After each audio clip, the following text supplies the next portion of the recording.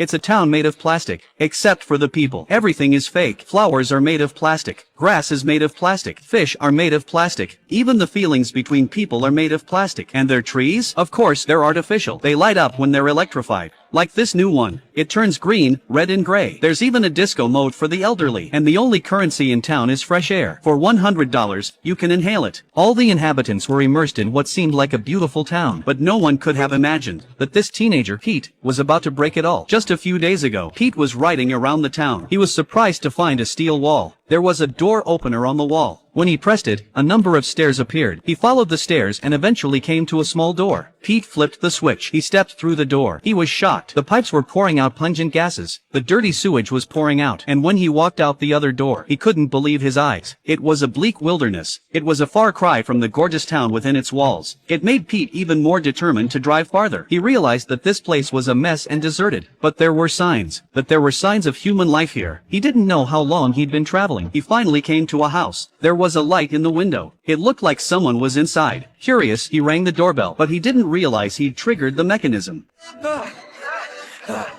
Who are you and what are you doing here? Turns out it was an old man who lived there. The old man kicked Pete out without a word. The next day, Pete was persistent. He secretly rode his motorbike again. He was going to visit the old man again, but this time, he was not careful. He ran into two big men in suits. Pete was too scared to move. A car came along in the distance. The mayor swaggered down. He threatened Pete. If you try to walk through that wall again, I'll beat up your whole family. Peter was still trying to play dumb. The mayor grabbed him by the collar. He told Pete where his grandmother was going today. It turns out the whole town is covered in cameras. Even the baby on the billboard. The mascot on the rubbish bin. They're all hidden cameras. After that, the mayor swaggered back to the car. Pete appeared to have given in, but he wasn't going to give up that easily. While the mayor was gone, he slipped out of town to find the old man, because Pete was so sincere. The old man finally began to tell him stories of his youth. This young handsome spiritual guy in front of me has a heart for entrepreneurship. He left his hometown, across the fields, across the desert, and he's got it all worked out. He finally came to this magical forest. Oh, my God. Not only are there fish that walk upright, and bears that build ladders, a babbling brook, birds that fly, and more importantly, he found a tree that would make him rich. Wasn't this fluffy willow the new material he'd been searching for? He defied the animals. He took an axe and cut down the first tree in the forest. And when he looked around, the animals had vanished in an instant. But he didn't care. With the willow he cut down, he began to invent. The next day, his invention was born. Not only could this pile of wool be used as clothing, it could also be used as a rag. Not only that, it was also highly absorbent. He immediately took his new invention to the town to sell it. And what's even more bizarre, this multifunctional piece of wool became a hat. It was an instant hit. And then the whole world was looking for him. Everyone wanted him to make more. Greed filled the guy's brain with a desire to make money. Soon he was cutting down all the trees in the forest. To make more hats, he bought processing machines. He set up a factory to make the hats. The factory fumes made the birds lose their feathers. Sewage makes fish homeless. But the boy couldn't care less. He's already made money that's as high as a couple of buildings. And with it, the animals are dwindling. There are few trees left to cut down. Looking at the bare wasteland, the boy realized what a mistake he had made. Now he's an old man. He couldn't face the bad things he'd done. He gave up money and fame. He wanted to live in seclusion. But what he didn't realize, that the young man in front of him, Peter, would still want to hear his story. He gave Peter a seed, in the hope that his only hope, to change that strange town. The old man's story inspired Pete's heart. He was going to take the seed with him, to plant the first tree in town. But what he didn't count on, there was a hidden camera watching it all. He's got his seatbelt on and his helmet on. The evil mayor was about to destroy the last of Pete's seeds. But before he could catch up with Pete and Grandma are on the roof with the seeds. The mayor took out his launcher and shot it up to the roof. Whoa!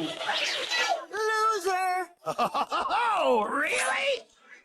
And the big fan behind them blew the seeds out of their hands. The flying seeds fell into a bucket, but the bouncer was not careful. Knocked all the buckets out of the car. All the buckets rolled down the street. They searched high and low. They finally found it. The bucket with the seeds in it. The mayor tried to take it out, but his hand got stuck inside. He asked his bodyguard to help him pull it out. And then, just in time, Pete drove up.